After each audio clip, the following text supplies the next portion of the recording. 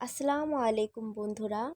আজকে আমি আপনাদের মাত্র 2 মিনিটে কাপড়ের ওপর চমৎকার এই বো এবং পুঁতি দিয়ে সালোয়ারের মুহুরির একদম নতুন একটি ডিজাইন তৈরি করে দেখাবো।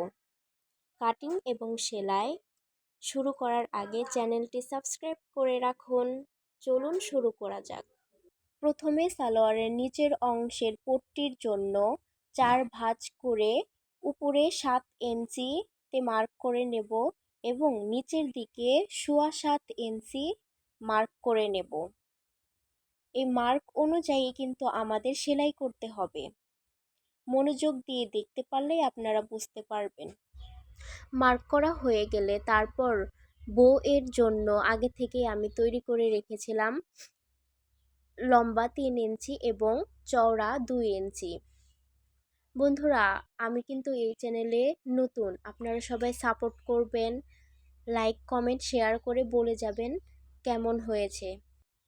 ডিজাইনটি দেখতে যতটা সুন্দর, তৈরি করা কিন্তু ততটাই সহজ। যারা সেলাই কাজে একদমই নতুন তারা আমার ভিডিওটি সম্পূর্ণ দেখতে পারেন। বন্ধুরা, মুহুরির পট্টি 3 দিক থেকে সেলাই করে আটকে নেব।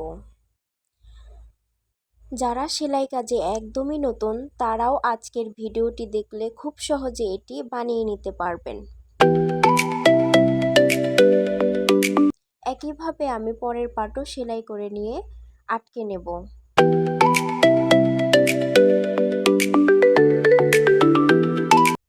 সেলাই করা কমপ্লিট হলে আমি উল্টিয়ে নিয়ে একটা স্ক্রু ড্রাইভারের সাহায্য নিয়ে কোণাগুলো ঠিক করে নেব।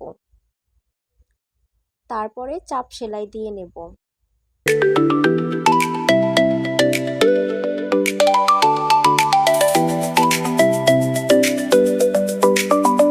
পরের পার্টও ঠিক একইভাবে 3 সাইড চাপ সেলাই দিয়ে নিয়ে নেব।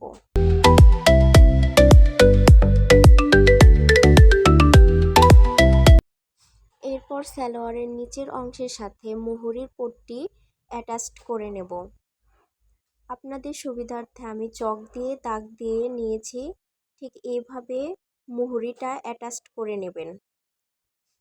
এভাবে সেলাই করলে আপনারাও সহজভাবেই ডিজাইনটি তৈরি করে নিতে পারবেন। ঘুরিয়ে ঘুরিয়ে সেলাই করে নিতে হবে।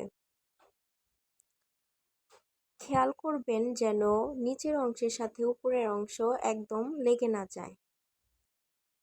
ভিডিওর মতো ঘুরিয়ে ঘুরিয়ে সেলাই করে নেবেন।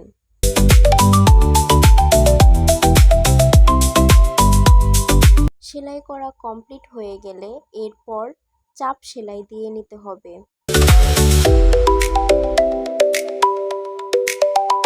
সুন্দরভাবে রেখে চাপ সেলাই দিয়ে নেবেন। চাপ সেলাই কিন্তু অবশ্যই দিতে হবে, তাহলে সালোয়ারের ফিনিশিংটা একদমই ভালো আসবে না। দেখুন, চাপ সেলাই দেওয়া শেষ। ঠিক একইভাবে আমি পরের পাটও সেলাই করে নিয়েছি। বন্ধুরা, এবার কিন্তু মূল আকর্ষণ, মানে সালোয়ারের পট্টির সাথে বো অ্যাটাচ করা। চলুন দেখে আসি কিভাবে বো তৈরি করতে হয়। বো তৈরি করার জন্য আগে কিন্তু মাপ বলে দিয়েছি, লম্বা 3 ইঞ্চি এবং চওড়া 2 ইঞ্চি। এখন মাঝখান থেকে আমি 4 দিক সেলাই করে নেব। মাঝখান থেকে একটু ফাঁকা রেখে তারপর ঘুরিয়ে ঘুরিয়ে সেলাই করে নেব।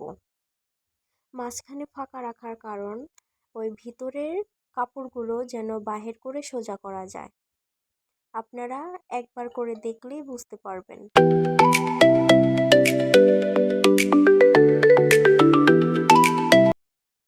ভিডিওটি স্কিপ না করে সাথে থাকুন। দেখুন আমি কিভাবে সেলাই করছি 4 দিক ঘুরিয়ে ঘুরিয়ে। আপনারাও ঠিক একইভাবেই 4 দিক ঘুরিয়ে সেলাই করে নেবেন।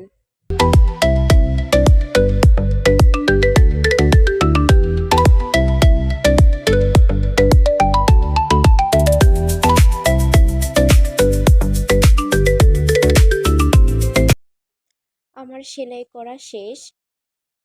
এখন ভেতরের কাপড় আস্তে আস্তে বের করে নেব। দেখুন, আপনারা দেখলেই বুঝতে পারবেন।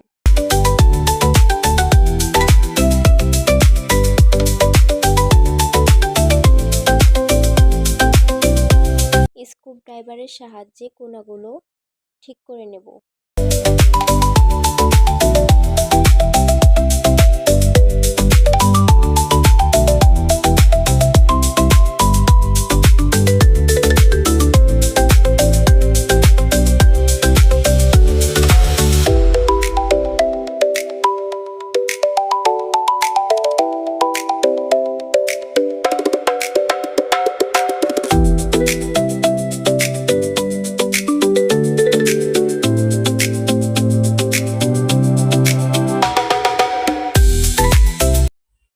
কোনাগুলো ঠিক করা শেষ হয়ে গেলে মাঝখানে ভাঁজ করে তারপর কুচি সিস্টেম করে নেব। মাঝখানে ধরে একটা সুতার সাহায্যে আমি পেঁচিয়ে নেব। আপনারা চাইলে সেলাই মেশিন দিয়ে সেলাই করতেও পারেন। আমি এখানে সুন্দরের জন্য হাত দিয়ে পেঁচিয়ে নিয়েছি। আপনারাও চাইলে হাত দিয়ে পেঁচিয়ে নিতে পারেন। পেঁচানো শেষ হয়ে গেলে আমি একইভাবে আরেকটাও পেঁচিয়ে নেব। ডিজাইনটি ফুটিয়ে তোলার জন্য পুঁতি দিয়ে সুই সুতোর মাধ্যমে অ্যাটাচ করে নেব।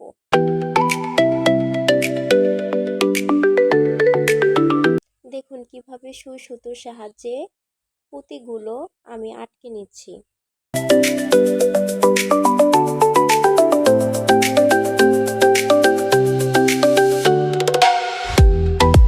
আপনাদের সুবিধার্থে আমি জুম করে দেখিয়ে নিচ্ছি।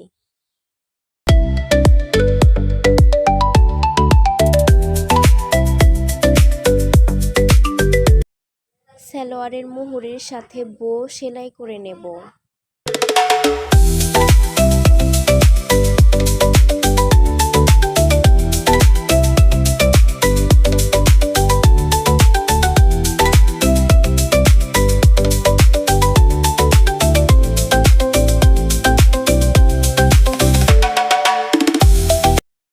সেলাই করা শেষ, একইভাবে আমি পরেরটাও সেলাই করে নেব।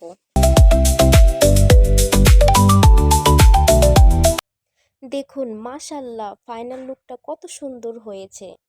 কত সহজেই তৈরি হয়ে গেল চমৎকার এবং ট্রেন্ডি এই সালোয়ারের ডিজাইনটি কেমন লাগলো অবশ্যই কমেন্টে বলে যাবেন। এবং এরকম নতুন নতুন ডিজাইন পেতে আমার চ্যানেলটি অবশ্যই সাবস্ক্রাইব করে পাশে থাকুন। Thanks watching for video. আল্লাহ হাফেজ।